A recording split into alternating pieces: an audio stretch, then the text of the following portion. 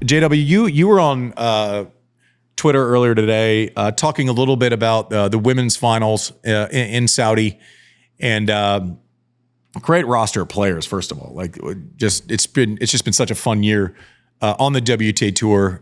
It doesn't seem like that is directly represented by attendance there in Saudi. Is that fair to say? Yeah, I mean, you and I've talked about this. There's a lot of nuance and a lot of complexity here, and the money's good. I mean, you said the alternate. Did you say this right? The alternate is getting $250K. I think that's what I heard on air. So if I'm wrong on that, it's not by much. It's six figures. Significant six figures.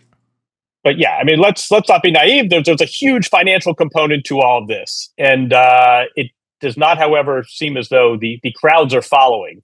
We knew from the start this is not about attendance and TV ratings and selling suites and sponsorships. This is about a country using sports to brand itself. We all knew that going in, and it seems as though everybody's kind of playing their role. The players have been asked about sports washing repeatedly, and they sort of stick to the talking points, and there hasn't really been any sort of controversy, which is probably in some ways a good thing, in other ways maybe a little disappointing.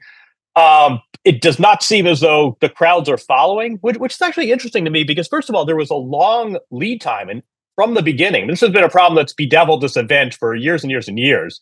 There was a long lead time, which you didn't necessarily have in Texas and in Guadalajara.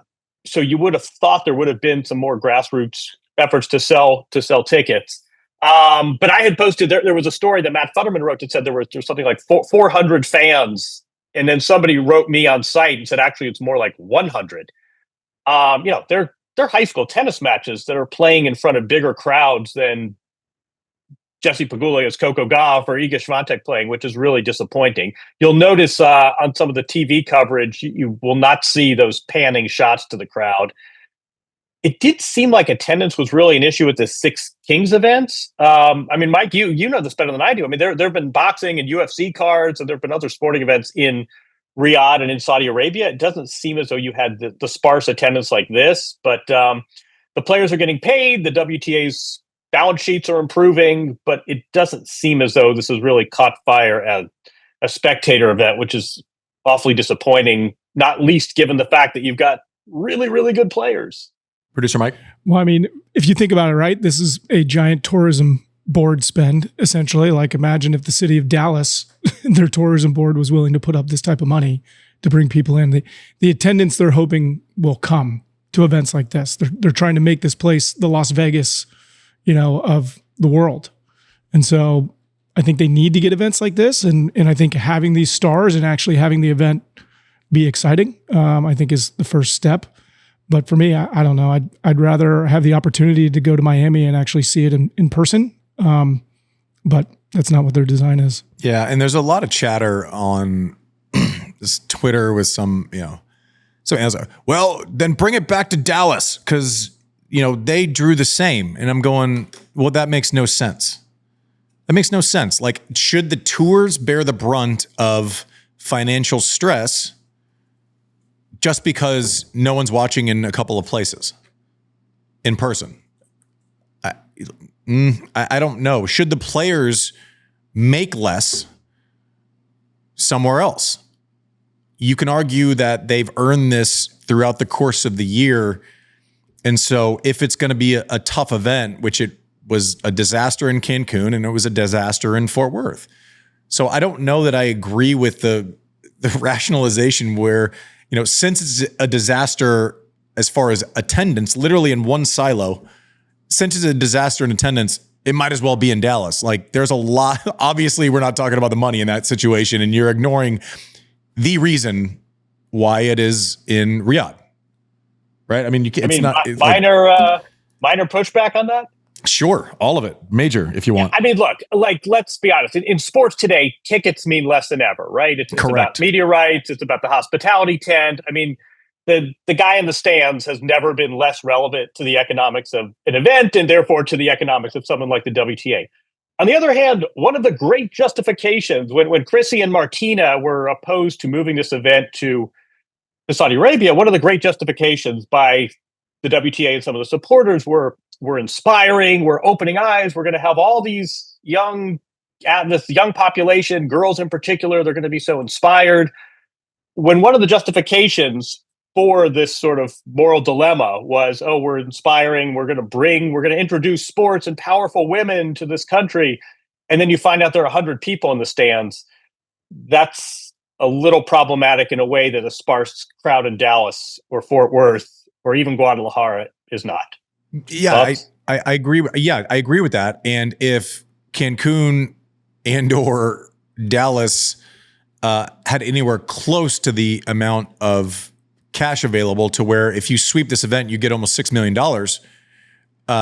then great. And if the tour wasn't having to come out of pocket to just cobble together events to where it financially stresses the tour into the next season, then yes. But I don't know that I can sit here and obviously I'm with you on all of the things, but also is it the WTA's responsibility to take on that financial stress because other markets aren't stepping up to the plate at the same scale financially? I don't know that I can sit here and say that. Should Sabalenka be making less, because another market isn't stepping up to the plate financially? And I'm so glad you said what you said, John, because do not base the success of an event based on who is there. 100 is startling, right? But if it was sold 80% through, then it's great. But it's less. Person in the seat is great for atmosphere. It's great for the players because you want to feel that buzz. You want to feel like it's an important event. Joe Blow sitting in the seats is less relevant financially than Joe Blow's ever been at a sporting event. I will say this, it does affect the way I watch sporting events like that. Like Francis Ngannou just fought there, and watching it, it sounded very hollow. The dude's 6'5", knocking out a dude that's 6'8", and it sounded very unimpressive, even though it was extremely impressive. And watching matches this week, like even for somebody watching on TV, the lack of fan interaction and swell and all that stuff, it feels weird. And so even if we can say the TV thing, but I think it kind of diminishes the TV experience for the average fan. Like watching World Series baseball is much different from a viewership standpoint because of the fans than watching the Cincinnati Reds play the Pirates in the middle of June. Yes, agree with all that. And it's not as if we came from two venues in two cities that were slammed, packed full of people. Cancun was not, and it was a makeshift 3,000 person stadium. It wasn't even like a thing. Dallas was awkward. So it's not as if we have a choice between this or that. If we had a choice between this or that, John, then I would be fully in on a nuanced discussion that was, that we could level up and, maybe intelligently represent, a side versus this side. But we're going from no attendance, no money to no attendance, lots of money for the players that have busted their asses for the year. Yeah. So I'm not sitting here going, it's a great situation. I'm going, I think the players deserve a payoff. I'm happy for them to get that payoff. And also it looks like a dumpster fire on TV. Did you guys see, supply and demand doing its thing? Again, the Athletic is my source on this, but apparently you can get a ticket for $8.66, which that's $1.34 less than my niece's clarinet recital. That's half the price of a movie. So if you happen to have means, there's a steal. You want to watch Coco play? Looks like $8.66 is your admission price. I mean, in theory, if you do the math, in theory, there may be more ticket revenue from one single U.S. Open final ticket than an entire session. No, an entire session. Entire session. Totally. Yes. And dude, you're paying $3/4 of a honeydeuce for a ticket. Yeah. I mean, it's going to cost me more to get a Moana 2 popcorn bucket. I paid more for a Venom popcorn bucket yesterday with the old Hankster. He was smoking caramel corn. It was a whole thing.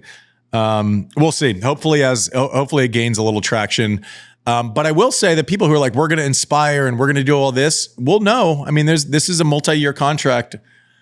If this is like this in a couple of years, then that argument rings a little bit hollower. We're going to kind of have to put up and and start inspiring. I mean, if that's the main argument. The venue looks cool. The venue looks really, really beautiful. Yeah. I mean, we just had guys over there for my other company doing stuff, and the city's really fun. They said the city's a lot of fun. They were shooting all around. They're out in the desert.